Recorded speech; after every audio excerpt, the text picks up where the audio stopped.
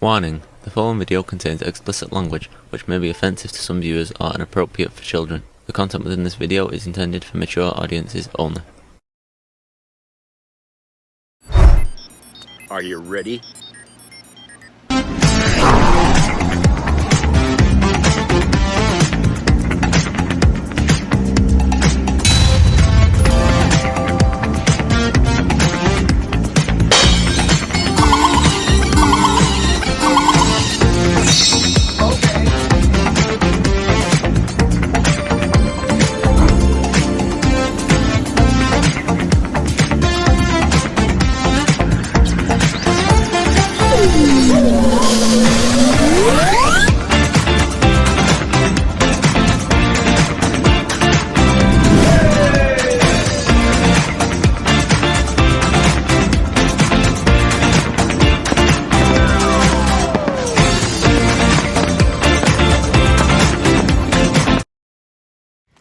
Hello everybody, it's Jeff.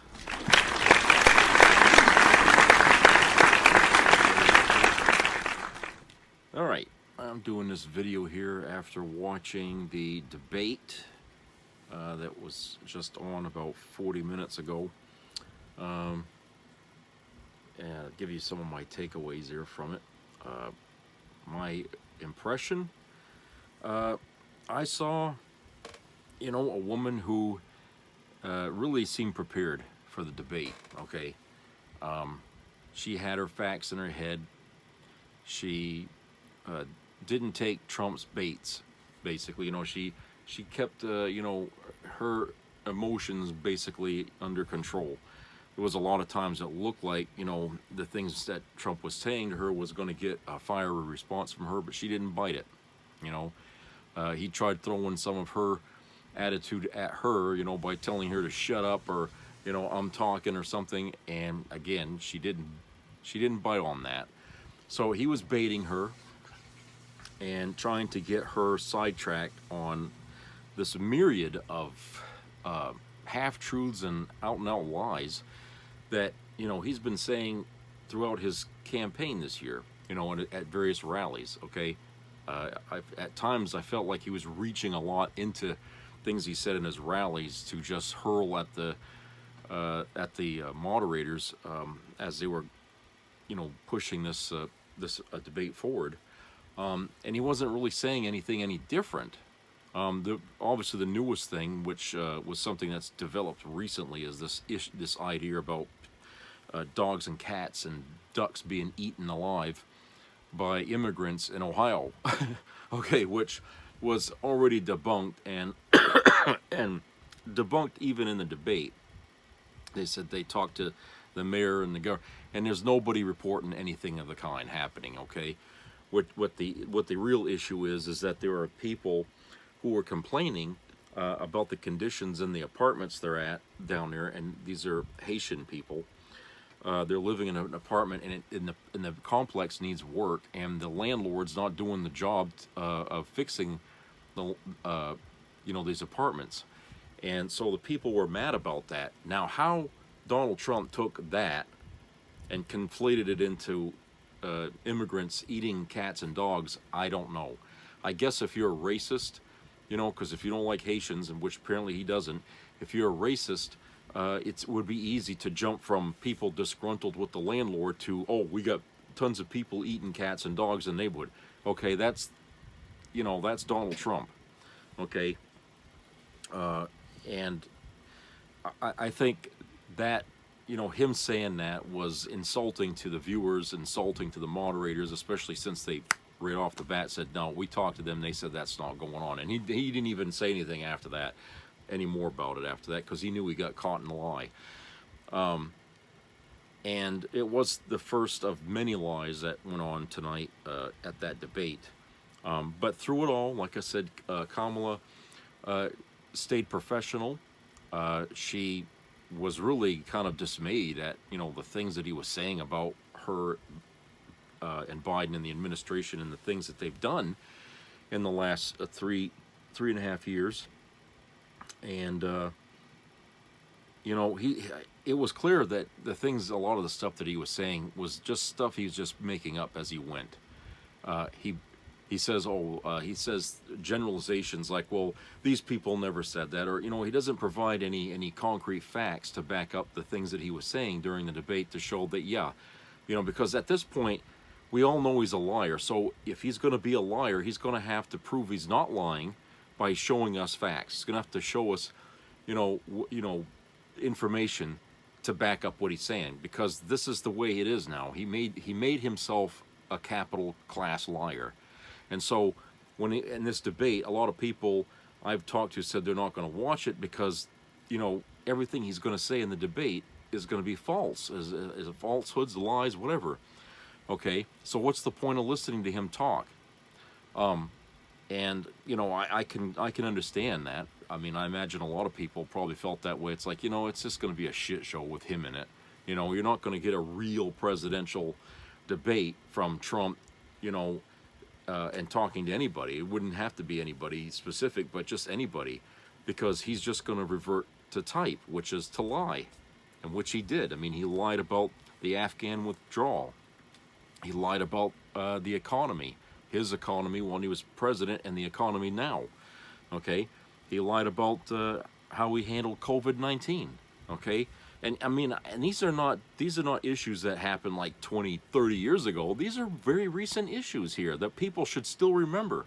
He lied about how Nancy Pelosi handled the J6 riot. Okay, he says, oh, she never called. Bullshit. Her daughter was on the goddamn phone getting ready to call. They got a picture of it. I mean, they took a picture of her daughter and Nancy Pelosi. She's trying to get a hold of the National Guard. Okay, so the fact that Nancy didn't do that, okay, no, she did. She tried. Okay, and again, he lied about the thing in Ohio. Then he lied about the border bill. Okay, saying, oh, well, how come they didn't get it? Yeah, because he called the fucking Congress and told them to kill the fucking bill. Okay, that's what he did. He didn't even try and debate that point. Okay, because I think everybody at this point probably heard that was going to be a lie, and sure enough, he went and stepped right in his own shit by saying that. So that's what, at least three confirmed lies that the American people already knew about for months. And the balls that he had to bring that up at this debate, like, oh, we don't know that. Bullshit. We all remember that. Everybody remembers that. Christ. Okay. Then he lied about the jobs he supposedly created while he was president, when in fact he lost thousands and thousands of fucking jobs under his administration. Okay. And the inflation rate was way high when he left office. Okay.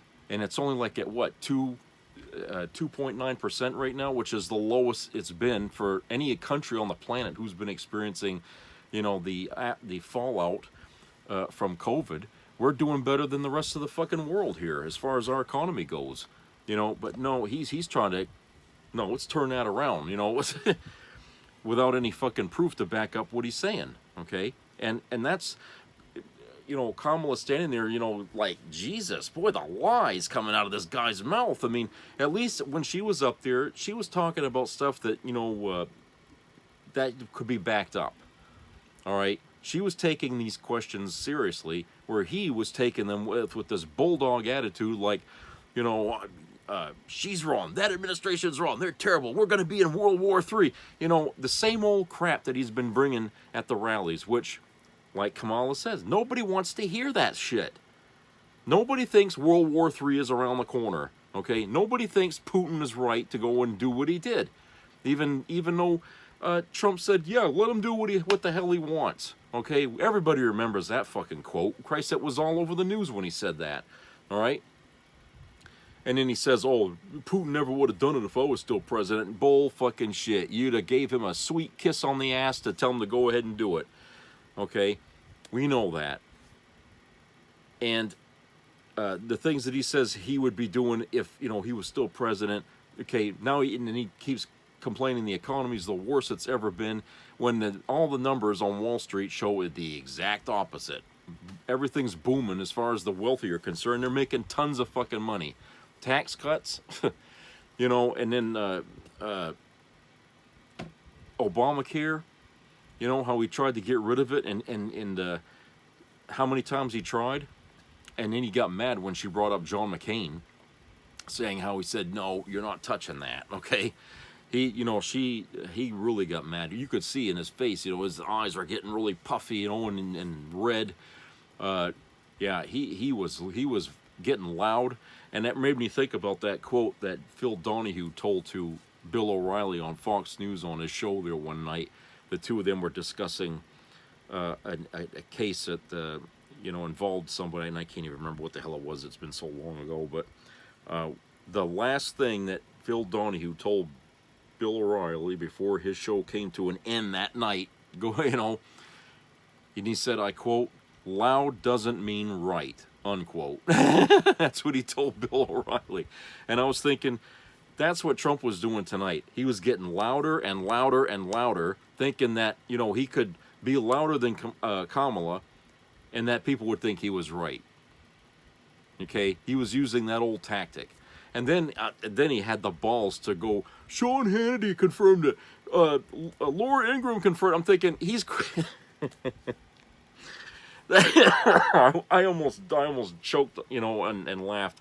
I'll say he's quoting, he's taking Fox News, the people that work at Fox News, as a source that he's right, trying to say they said I'm right. These people fucking lie for a living, okay? He's I almost fell over backwards. I was like, oh my God, he's saying he reaches for Fox News to to bolster him and to confirm what he's saying is factual. These are the people who just got sued by that voting company there. That what's his name there? Diebold or whatever the hell that company's name is there. Because Fox News was out there claiming that they fixed the election, they flipped the votes and all, and none of that was true, and they got sued for billions of fucking dollars here. Okay, they can't even talk about that case on Fox anymore now. And when they're interviewing Trump and he brings that up, they have to shut it off. They got to say, well, they have to put out a disclaimer saying what he just said isn't true. They can't talk about it. Okay. But yet he's going to point to Fox News to back up some of the stuff that he was saying tonight on the debate, which I thought was laughable as hell. I mean, it's like, come on, that's the best you can do. And like I said, he was on that fucking stage tonight. He wouldn't even look at her. Okay, he almost wouldn't even shake her hand. She come out when the show started there, and that's what it was. It was a fucking show. It wasn't a debate. It was a show. Because remember, what I told you in the previous video, this is all about optics. It isn't about facts, it's about optics. That's the way people at home are going to watch this. But Kamala comes out, Trump comes out, he goes straight to the podium where she's going over to his side to shake his hand. He wasn't going to shake her hand like they usually do before a debate. He wasn't going to touch her at all. What the hell do you think that means? Okay? He tried to avoid her, but she wasn't going to let him get away with it. She went right to his corner there and shook his hand, And I was thinking, boy, you could tell he stepped onto that stage with an attitude right off the bat. He didn't want to be there, I can tell you right now. And then within 4 or 5 minutes of the debate, he was already getting mad. Okay? And I knew that was going to fucking happen because he's a misogynist. He doesn't like women. He treats them like dirt, He treats his wife like dirt. I mean, I can imagine the way he was treating Kamala tonight. It must be like mild compared to what he does with his wife, which, what did he do to her? We'll never know because she hates his guts. She won't even touch him either. But the fact is that Kamala got his true colors out tonight. He doubled down on his fucking lies about so many things that he's been talking about on his campaign, in his campaign rallies, that nobody in the audience has any balls to go and do a fact check on, which is all out there for all to see. Okay, everything that he was talking about, if you want to find out if he's lying, it don't take but 2 seconds to do a Google search and you're going to find fact check after fact check after fact check of this guy's constant mind-bending lies, okay, that he's talking about at these rallies. Okay, and he brought it all up tonight. And the fact that she wasn't biting, his tactics to try to drag her down into this fucking rabbit hole, okay, that he was trying to dig for her, the fact that she was totally not biting, not taking the cheese off of the fucking trap. Now, she let him run his fucking mouth. She'd throw darts at him basically to get him more and more mad. And the madder he got, the worse he was getting. Okay? When they went to that first commercial break, okay, he was already at he went from 0 to bitch in like 5 minutes. At the end of that, I mean, I could tell he was ready to haul ass out of there. Then they come back and they started again for round 2. Okay, and he come out swinging. He just was, just waiting, to come back and right off. And then he kept wanting, I want to talk, counter what she was saying. I want to address this. I want to address, and the moderator's like, no, we got to go to the next subject here. And he didn't want to do that. He didn't want to follow the rules. I mean, he just did not. He wanted to keep biting at her, fighting with her. Okay, and you could tell it was a tough 90 minutes for him out there. And it was really, really fucking crazy. I mean, to think that, that the country, that they're still undecided out there. Like I said, this debate didn't change anything numbers-wise, okay? It didn't. And I can tell you right now, tomorrow morning when you get up and they start doing polling and stuff like that, the media's still going to say it's neck and neck. I promise you that's what they're going to say, okay? It's still neck and neck. Which means what they're really saying is this debate meant nothing, okay? The optics about it meant nothing because we're like, less than 60 days away from an election? And if there's anybody still undecided at this point, they're not going to vote, okay? The undecided are not going to vote.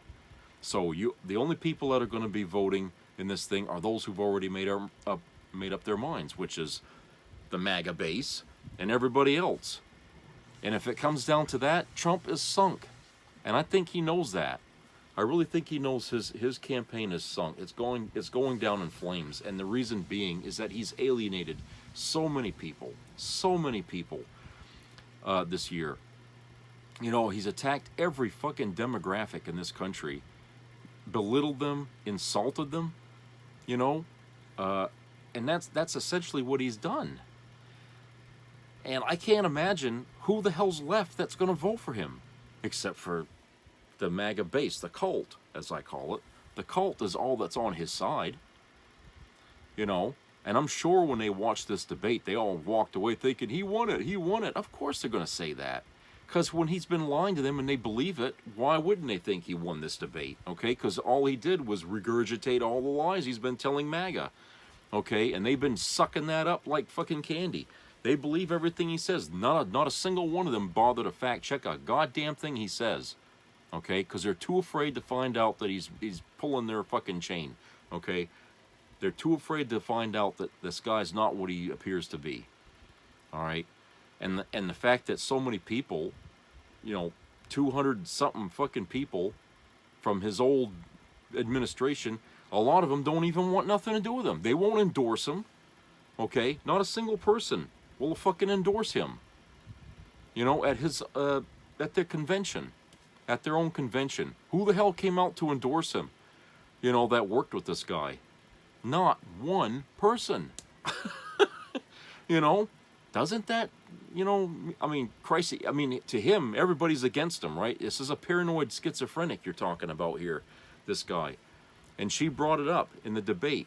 All these people, they turn their backs on you. It's like, well, I fired them all, they were incompetent and all that. Yeah, so it's all about sour grapes, right? These people that you got rid of in your administration, since, a lot of these people, how many press secretaries did he have under his administration? I think about 5 or 6 at least. He fired every one of them. And none of them come out to support him. Nobody likes this guy. Every person that works with him, they're either in prison, okay, as we speak, they're going to go to prison, they're on trial for things that they did with Trump, okay, or they were fired and they just, they fired because of whatever the hell went on, that they couldn't get along with the guy. I don't know, but that's a pretty bad fucking sign when all these people that he worked with, not a single one of them, even the ones he didn't fire won't even come out and endorse him. You know, not even other fellow Republicans, because they don't see Trump as a Republican.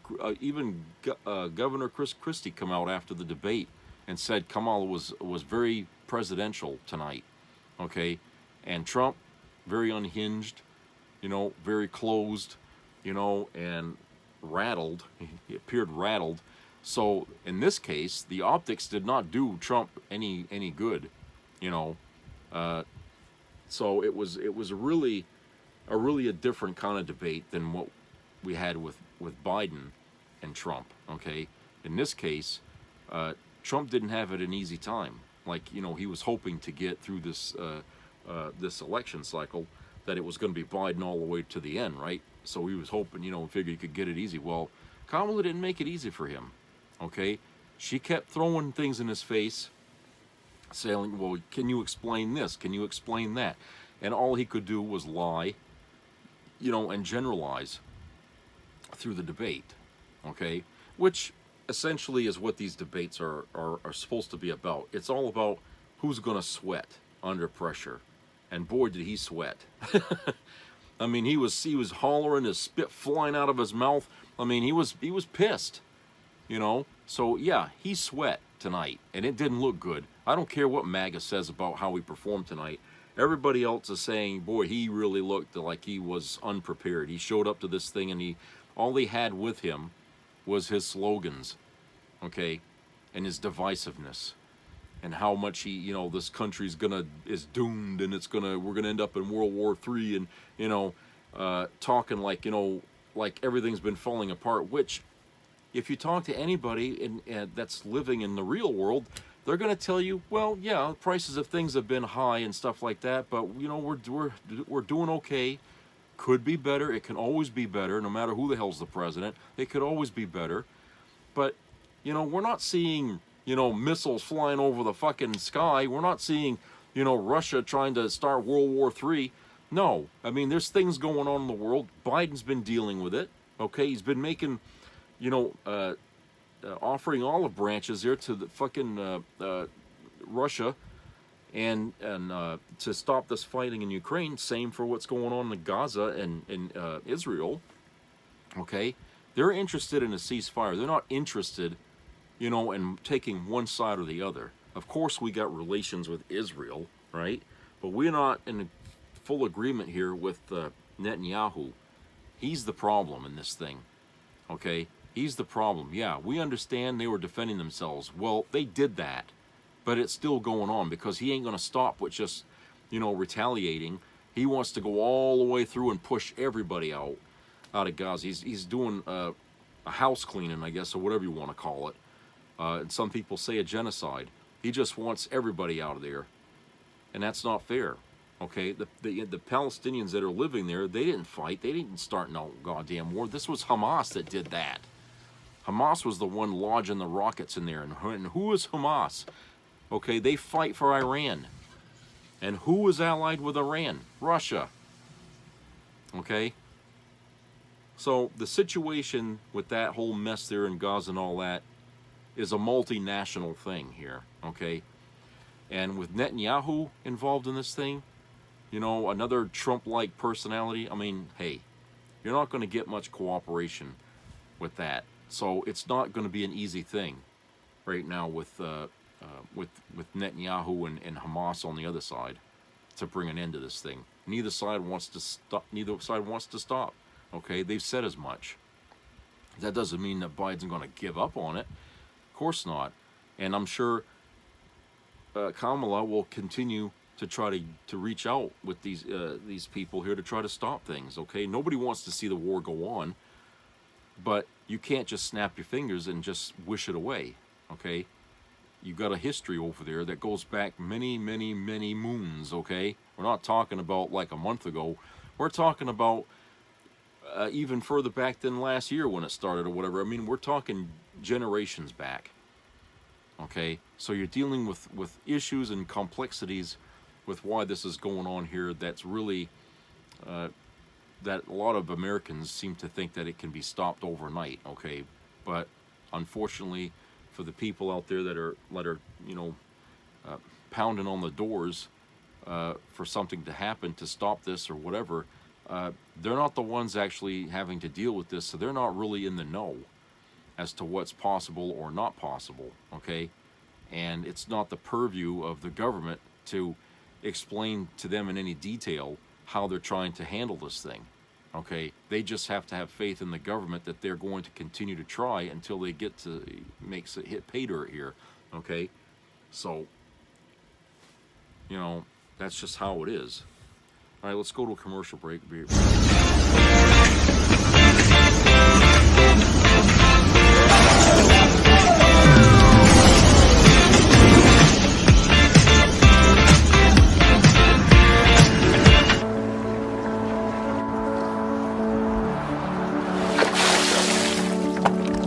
This is me.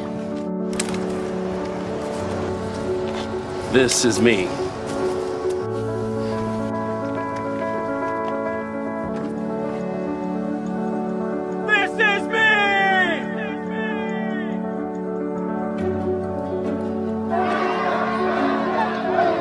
This is me. I'm Alex Curtis. I'm a lobsterman in Maine, and this is me. I'm Ruth McLaughlin, and this is me. I'm Eric Hopkins. I'm an artist, and this is me. This is me. Me. This is me. This is me. This is me. At the end of the journey, the main thing is you. Original. They're right. When Governor Tim Walz took to the stage at the DNC, he showed us not only a proud vision for America, but a deep love for his family. Building an America that's better, more compassionate, is personal for Tim Walz, whose son Gus has special needs. Gus exploded with love for his father after he took the stage. The camera caught him so incredibly proud of you, so emotional, saying, "That's my dad."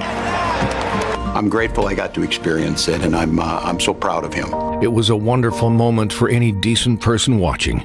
But MAGA is anything but decent. Insults, mockery. These are the voices of Trump's enablers, the people who make up Donald Trump's movement. What kind of people taunt a disabled child? Trump's people.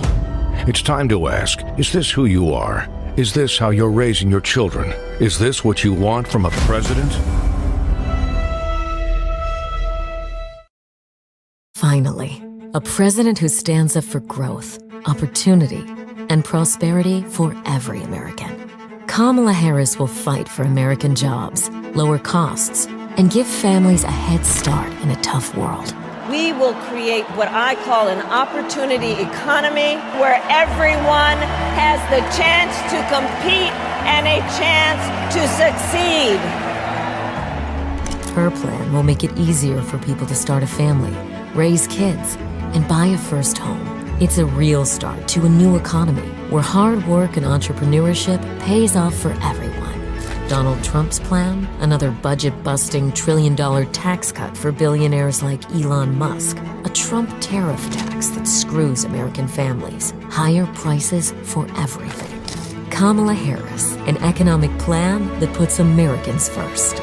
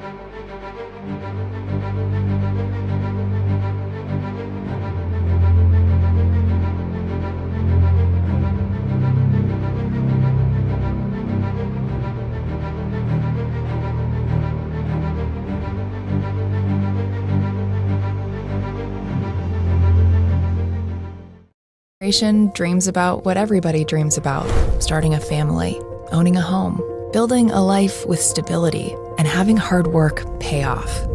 People ask why we're not married, why we're not having kids, why we don't own a home.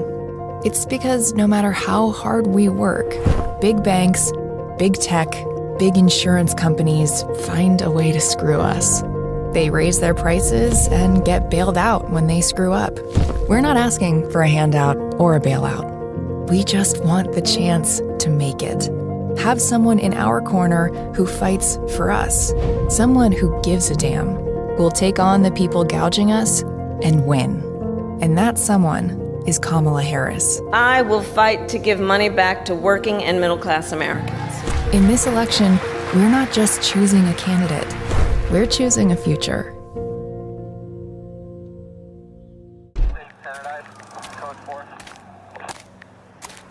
Driver's license, registration. Here you go, sir.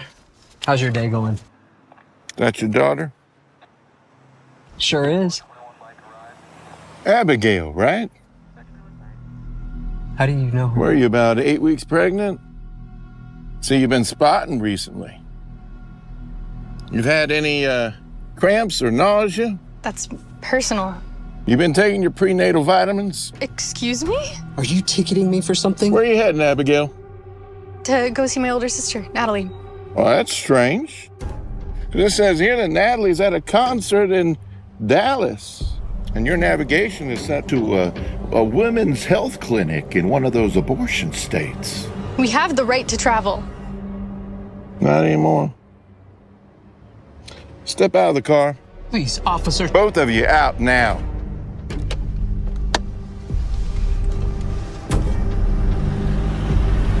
You, sir, are under arrest for crossing state lines to obtain an abortion for a minor under your care.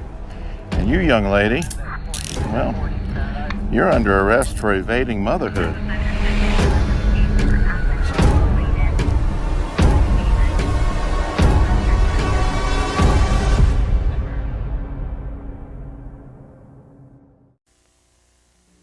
Be a part of the entertainment value of a lifetime.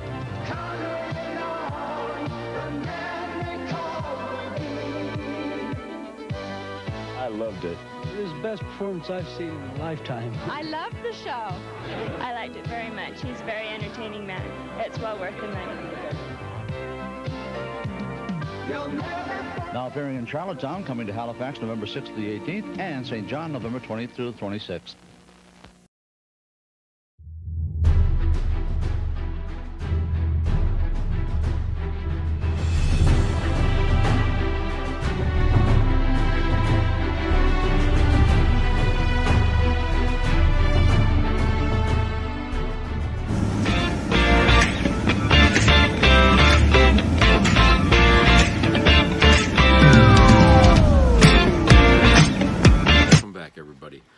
Okay, one of the things going back to this international situation here about Afghanistan withdrawing from there was this claim that where he said, you know, for 18 months we had nobody killed in Afghanistan while he was president, okay, which wasn't true because, you know, in 2017, okay, there were 14 deaths, including the hostiles, and non-hostile ones were recorded according to their data. And in 2018, there were 15. In 2019, there were 23. And in 2020, there were 11. Okay, now, what 18-month period was he talking about where there weren't any deaths? That's the thing that, you know, everybody's like trying to, well, when he says 18-month period in his presidency, what 18 months was he talking about? Because, you know, they recorded deaths in every year that he was president. Okay, so people were dying there.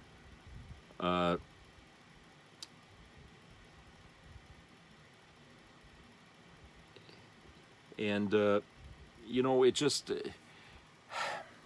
the fact that he would even bring up military things like this after what he did at the Arlington Cemetery was laughable. And I'm glad Kamala brought that up when he was talking there, you know, that, you know, at least, you know, we're showing respect to people who actually was fighting and died there and stuff, but you take it as a photo op. You standing there with your thumbs up like that, like you're in front of a Mickey Mouse statue or something, Okay, really immature, you know, on his part.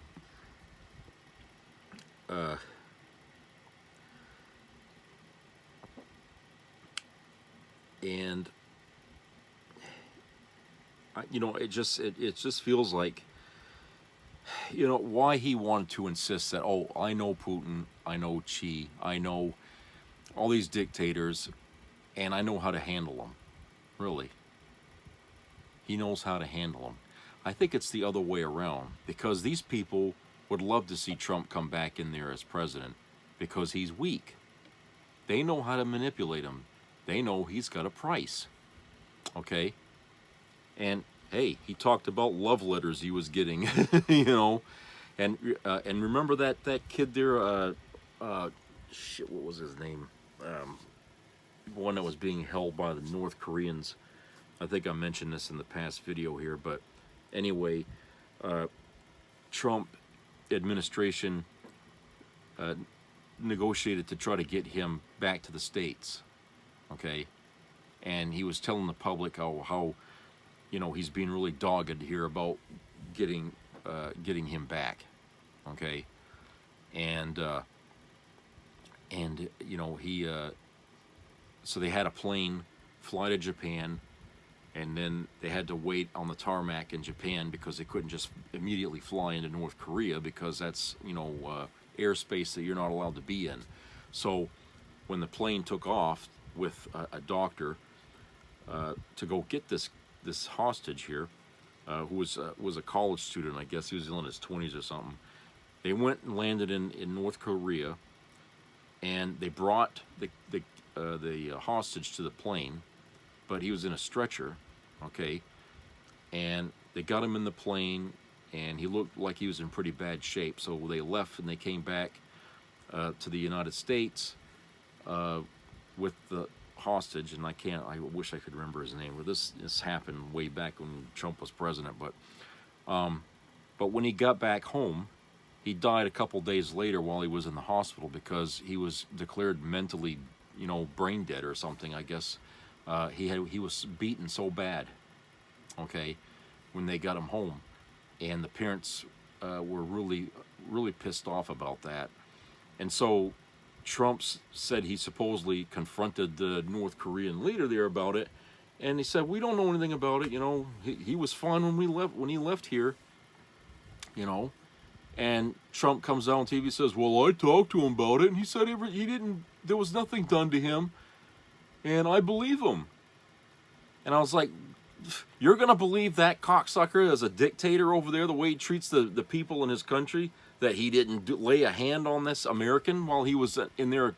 He was in what they call a labor camp while he was being held over there, okay? And I'm sure they questioned him, and they beat him. They probably waterboarded him because they said some of the injuries he got looked like from oxygen deprivation, you know.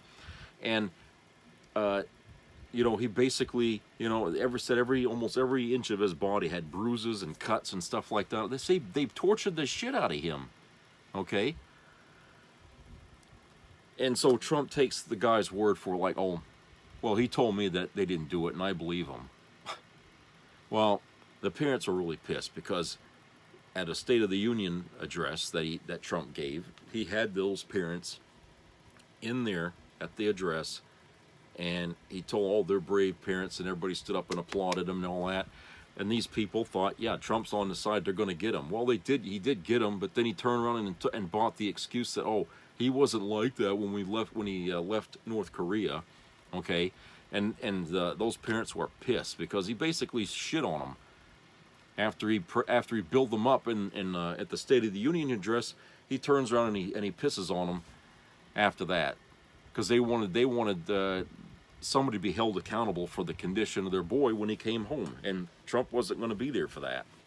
He wasn't going to do a goddamn thing. Now, does that sound like a guy that's strong and wants and gets his way, like he said tonight with world leaders? No, he ain't. He's weak, all right? He deals with criminals in other countries, okay? He's got his hands all over the world, and you know, in these pockets of these fucking, you know, dictators, all right? And, the issue about the documents that he took, the classified documents that he took and stored in his fucking bathroom in his home in Mar-a-Lago, okay? Some of that stuff ended up in the hands of other people in other countries like Australia. And it makes me wonder, did Russia get any of that stuff? Did China get any of that stuff? Is he ever gonna admit that? Or is there proof that he did and they just aren't telling the public about it because it's national security secrets? I mean, you have to wonder, how deep does this go with a guy who seems to have a like for crooked world leaders? Would it be beyond him to sell some secrets and stuff to these people? If he claims he's chummy, hey, if he's weak with dealing with this one issue that had nothing to do about a combat situation, okay, which we're talking about a hostage situation. If he's weak enough to just buy the lie of a North Korean leader that they didn't lay a hand on an American hostage they had over there for whatever stupid reason they arrested him for, okay? If he's going to buy that and he's not going to show any guts to stand up to the guy and say, you're fucking lying, you hurt that kid and you're going to pay for it. If he ain't going to do that for just one of us, how is he going to stand up for all of us if he's president? He can't. Because he was president for 4 years, and in 4 years, okay, the world leaders were doing their own goddamn thing while he was president, okay? He didn't have anybody under fear of what he was doing, like he was saying tonight. These people weren't afraid of him. If they were, why are they out there saying, oh, I hope he gets back in there as president again? Because they know they had it good under him. They don't like Biden, okay? Biden got the world leaders together to put their foot down on Putin's neck. He shut off the fucking lifeline to their damn economy, and now their country's gone back almost 80 years, economically speaking. They lost a huge goddamn oil refinery over there last month, okay? And they can't get any parts or any help to fix it because, hey, sanctions. No one's allowed into that country. So they got a refinery that caught fire and is destroyed, and they can't use it anymore. Brand new fucking refinery because it had all the modern stuff on it to process oil. Well, that refinery is no good now because they can't get anybody from the companies that constructed it because Russia makes nothing. Okay, they didn't build that fucking refinery. That was built before all this crap started over there, okay, by other companies. Well, they can't go into that country. Sanction. So they lost one of their biggest refineries over there. Well, do you think Putin's happy about that? Of course not. And why? Because Biden and the rest of NATO put sanctions on him. So who do you think is the stronger leader here on international issues? Is it Trump, who can't even stand up for one of us? Or is it Biden, who stands up for the fucking world? I ask you. Now, knowing Trump, as many of us do, okay, we can't see Trump being able to deal with this stuff with Ukraine, which is why he would say, let Putin do what he wants. Why? Because it's easier just to let them get away with whatever the hell they want to do and he keeps himself out of it. It's like, oh, I ain't gonna deal with that. He don't want to deal with it because he couldn't deal with it. Putin would have him over a barrel in no time at all. But Biden ain't buying that shit. Okay? And as far as Kamala Harris not showing up to meet Netanyahu, she did the right thing. Because that son of a bitch, Netanyahu, he comes into this country and all he wants to do is meet with the people in the government here that support him. Okay, he's got nothing to say to Biden. He had nothing to say to Kamala. He didn't want to see them. He came here under the pretense that he was going to try and get some support from our government to continue his genocide, if you will, that he's trying to create over there. And Kamala didn't want to be part of that. She did the right thing. Her not being there to meet with him spoke volumes. Do you think Netanyahu got the message? I don't know. Maybe he did. Maybe he didn't. He strikes me as a guy that doesn't give a shit either way, as long as he gets what he wants. Okay? But he thumbed his nose up at Biden when Biden said, hey, look, we have a plan here where we can get this war ended, and you can get, what you want, and they can get what they want, and everything can settle here. If you come to D.C., we can sit and talk this out. Netanyahu wouldn't do it. He said, no, he didn't want to do it Biden's way. He wanted to do it his way, which was a blunt attack right into Gaza all the way to the fucking end. That's what he wanted. He knew what Biden was going to offer him wasn't going to appease that bloodlust that he's got to drive out Hamas and the Palestinians. So, keep in mind, it ain't just Hamas Netanyahu is going after. It's also the Palestinians. He wants them out too. Okay? Biden is trying to stop that part because those are innocent people. They're not involved with this shit. And so he wouldn't come to the United States to talk to Biden about this plan that they had worked out here that could bring a stop to the war. He didn't want to stop it. Netanyahu still doesn't want to stop it. Instead, they escalated it again last week, the fighting. Okay, more people dying. Hamas killed a whole bunch of Jewish people, and then Israel, slaughtered a whole bunch of Palestinian people. They don't want to stop it, and it's because Netanyahu has it in his head that he's going to win this by eradicating the other side totally. Okay? Now, if you want to talk about somebody that's going to start World War III, it ain't Biden. It's Netanyahu. Okay?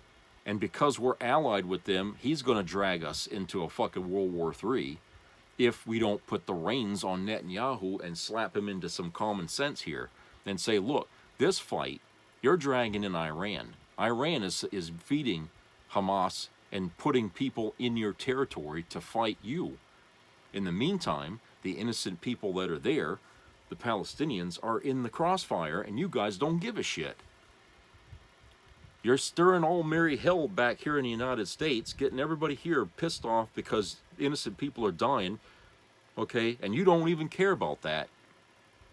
All Netanyahu cares about is slaughtering the other side. So the way Donald Trump tonight was laying this thing out, he makes it sound so simplistic and easy, like, oh, it can be done with a phone call. In what fucking world do you live in, Trump, where you think a phone call from you has any weight at all with other people over there? Okay? You're not that big of a guy. Okay? Trust me. The rest of the world knows what you are, Trump, and you are not that. You might talk a good game, but that's all you are. Just a lot of talk. And you got not a whole lot to say. That's what you've been doing in these rallies all year long. You show up at these rallies, you talk about imaginary people that you think are real, like Hannibal Lecter, okay? You bring up all these off-the-wall stories, okay, about sharks and batteries and electricity and plumbing, and then you talk about fucking things that never happened to you, like you almost died in a helicopter crash, okay? Why the fuck do you do this? Does that sound like the mentality of a person who could lead a country? Jesus, we'd be better off with an alcoholic, sitting in the White House than you, because at least the alcoholic you'd be able to. Well, yeah, he was drunk the day he said that, But what Trump, even on the stage tonight when he was debating, the way he was talking, it's like when he's at the rally and he talks the things that he was saying tonight. You could tell, there's like, you feel like, well, he's not being too serious about it, even though he thinks a lot of the stuff he says is funny. Like he said tonight, well, it was just being sarcastic. And the moderator said, well, it didn't sound sarcastic. Okay, it sounded like you were serious. Well, tonight, when he was repeating all those things that he says at the rallies that everybody's already debunked, okay, a lot of the stuff he was saying, they've already debunked. 6 Ways from Sunday. You can look it up yourself on there, on the internet. Okay, he was saying this stuff like he really, really believed it. That was the scary part of it. I mean, the way he was doubling down on those lies, like, you know, these people cheated me. No, I'm thinking, Jesus, that kind of, and at some parts of it, it was almost frightening to see that this guy really believes this shit that he's been throwing at people. He believes it so goddamn much. It's like he's brainwashed himself. He believes his own lies because he said it so much. And I'm thinking, maybe he ain't making that up. Maybe in his mind, the way he sees things, to him that's the truth. That, yeah, the Democrats cheated me. He really probably believes that, even though we can't find any evidence anywhere. He really thinks that, yes, they cheated him. And he's got people out there with feelers trying to find anything. Okay? Even when they got him recorded on a phone call saying, yeah, I need you to find me 11,700 votes, you know, to put me over the top so I can win that. Even though we have him recorded saying that, and you can get that anywhere online to hear it. Listen to it yourself. I mean, it was like a 2-hour phone call there with the Attorney General of Georgia, whatever. Okay, you present him with that, and he's not going to fucking acknowledge it. Okay, he won't acknowledge that he said that, or he'll try to say, well, that's not the way I meant it. Okay, no, but he's still going to believe the false, the idea that somebody cheated him. He's going to believe it, and that's what he's been doing because he's said it for so long. He's been saying this since he lost the election, that they cheated him. That I think he believes it now. And doesn't that sound like a person whose mental faculties have degraded to the point where now he can't distinguish fact from truth anymore? That he's forgotten that was a lie that you started, and now you're believing that it's the truth? You know? That means the people that's campaigning with him, the people running his campaign, they're not telling him, stop saying that, that's not true, that didn't happen. They're too afraid to tell him that. So if nobody's going to contradict what he says and tell him that's not true, he's going to keep saying it because he feels, okay, it is true because they won't tell me it's not. He surrounds himself with people who won't shoot down his lies, basically. They appease him. They let him say it, okay? Even though in the back of their minds they know he's full of shit, they let him say it, okay? And he says it at the rallies. You know, he says it in debates, okay? And whoever wants to hear it. And even though the press keeps throwing in his face, look, you went to 60 fucking courts, and they all turned you down. He says, oh, it was all a technicality. That's what he said tonight when they confronted him. That it was taken out over a technicality because the press doesn't have standing. You know, whatever the hell that meant, okay? That's not the way it turned out. That's not how it was reported to the people at each of these cases, that the judge threw it out because there was a lack of evidence to support it. It had nothing to do about standing. The judge is like, you can't come to court to file a goddamn grievance here about an election if you've got nothing to show me here that you have any evidence to show there's a cause to do this. That's why it was getting thrown out in every case, every court that he was going to. 60 times they told him, no, we can't, we got to have evidence.